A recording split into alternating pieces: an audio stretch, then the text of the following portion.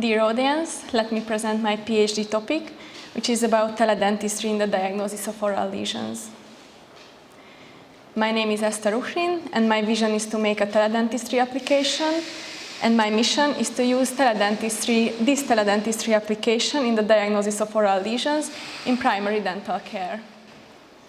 In order to complete my mission, these are my specific goals.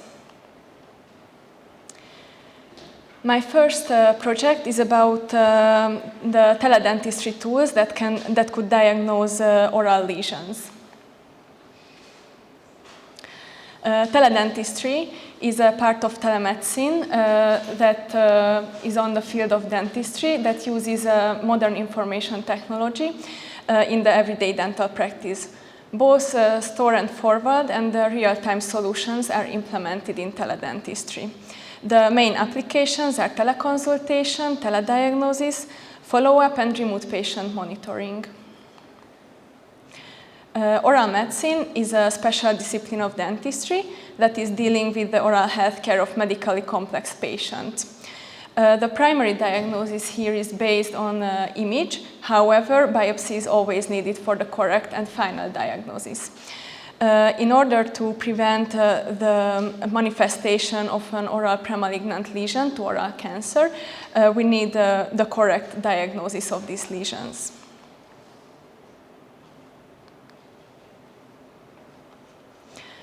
Unfortunately, the prevalence of oral cancer is rising nowadays, and in an early stage, it is asymptomatic. It lacks the patient-reported symptoms, for example, ulceration or bleeding.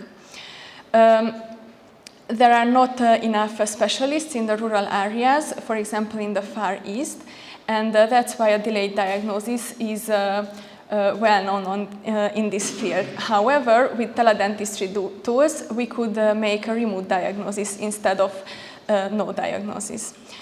So my aim is to investigate the opportunities of teledentistry in the diagnosis of oral lesions. My clinical question is that, is it possible to use teledentistry tools for diagnosing oral lesions? I made my systematic search and I got 9 eligible articles. So I'm making a diagnostic meta-analysis. It needs diagnostic accuracy measures. The main critical point is the false negative part, where, for example, in this case, the clinical oral examination tells that this is a cheilitis actinica. However, with the teledentistry tool, it was mistaken as a hemangioma, which is not a premalignant lesion. My first outcome is about the sensitivity and the specificity of diagnosing the presence of an oral lesion with the population. The sensitivity of 0.92 and the specificity of 0.93 shows that teledentistry can diagnose the presence of an oral lesion. As my main outcome, we have this two-dimensional analysis, which shows the estimated sensitivity and specificity, and also the predictive region and the confidence interval. The estimated sensitivity is 0.905 and the estimated specificity is 0.988. And translated it to the one-dimensional analysis, it is visible that these teledentistry tools are able to make the differential diagnosis between the non-malignant and the premalignant or malignant lesions. The sensitivity means that out of 100 premalignant lesions, 91 are well diagnosed as malignant or premalignant lesions. On the other hand, the specificity means that out of 100 non-malignant lesions, 98 are well diagnosed as true negative, and only 2 are sent to the referral specialists that shouldn't have been to. We made a special analysis as well, which is the sensitivity running. In case of 2 experts that were setting up the telediagnosis, we chose randomly one, and in this sensitivity running, we chose the exact other one.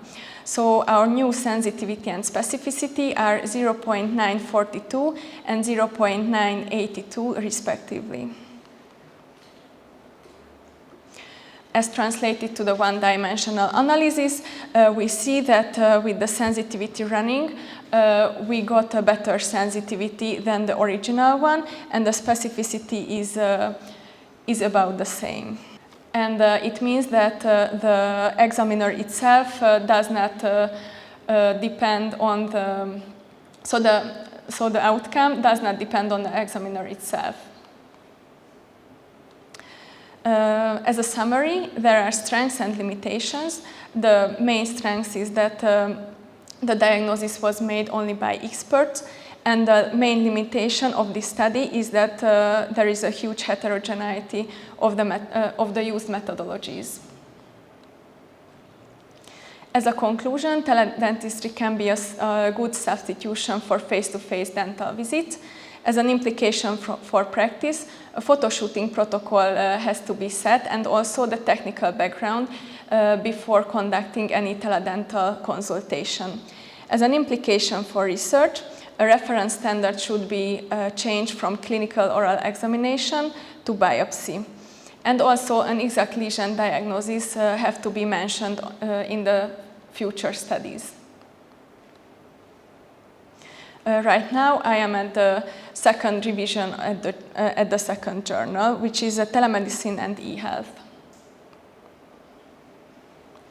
My second project is about the effect of oral healthcare prevention program for post-stroke inpatient oral hygiene. Stroke is the largest cause of disability, but there is no worldwide protocol for the prevention and the treatment. Nor the dental team, nor the nurses are well prepared to treat these disabled people. Not only the lack of self-hygiene, but also the lack of oral hygiene can cause serious effects in these disabled people. But with just a little attention, for example, with this kind of specialized toothbrushes, we can make a change in their future life. My aim is to prevent the worsening of oral hygiene of these disabled people. So my question is there a significant difference in oral health status in post-stroke patients if they receive oral health care prevention program?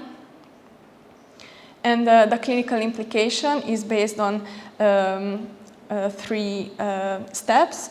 We would like to prevent tooth loss, make and implement a complex dental care, and make a better quality of life for these patients. I made my systematic search in the following 3 databases. And right now I am at the phase of data extraction. As a summary, here are my 2 projects, and I would like to thank you for your attention with this quote: "Improvement begins with an eye." Thank you.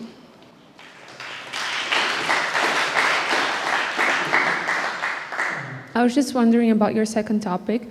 What is this oral health care prevention program includes? It's just some prevention, teaching how they should brush their teeth, or is there anything else? For example, you showed some pictures of some adaptation of the toothbrushes. Does it also contain this? What would be that? Thank you. Well, this is a complex plan. In most of the cases, in this rehabilitation, they use chlorhexidine mouth rinse twice a day, and also they use not only this kind of special toothbrushes, but also electronic toothbrushes, and sometimes the nurses are washing the patient teeth twice a day, and we would like to compare this kind of any kind of specialized care, which is not more than 10 minutes daily, to the ones that are not receiving this kind of prevention program. Also, in some studies, they mention scaling and calculus removal as a part of the program. I probably missed the first part of the first presentation. What does it mean exactly, teledentistry? Because is there any artificial intelligence involved, or some specialists are looking at the photos? So what does it mean? And were the publications homogeneous? So is it the same, the method? Thank you for your question. Just a minute. Yes, here. So in this case, we chose quite heterogeneous methodologies because we would like to see if any kind of teledentistry application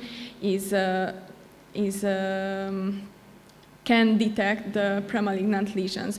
Sometimes images were sent. There is some paper which mentions online consultation. Artificial intelligence is never in this study, so there was no study, and we would exclude also the study with artificial intelligence because we would like to see if any specialist is able to tell the diagnosis based on any kind of image. So image have to be there for this teledental application and not only, for example, a phone call. I'm asking because in the last semester, I have read a meta-analysis based on the oral malignant lesions, and the conclusion was the golden standard is still the experienced clinical investigator.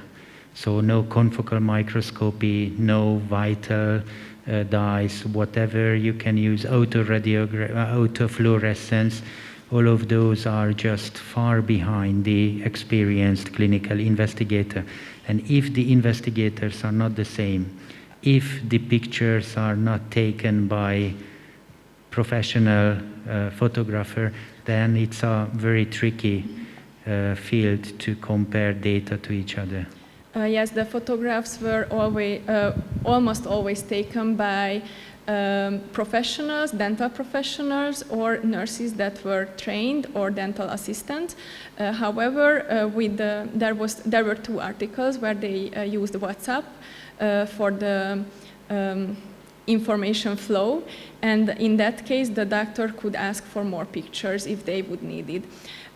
We would like to just investigate if they see that a lesion is malignant or not, if it is needed further biopsy or further treatment or not. We are not interested in if there is not a premalignant lesion, then we wouldn't leave those as well. I mean, this would get to the specialist, for example, with a vesiculobullosus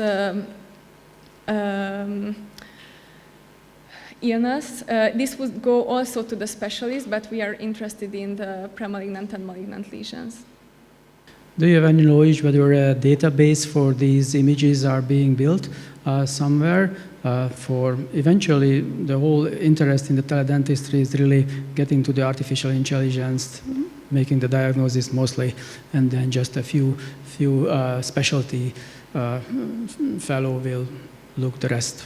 But I don't know if there is any in progress regarding oral cavity. Well, our very much future plan is to make this database and somehow implement our, AI to this diagnosis, but I wouldn't say that we started this one yet. Yeah, well, I mean, a large international collaboration might help to increase the fast database building on that.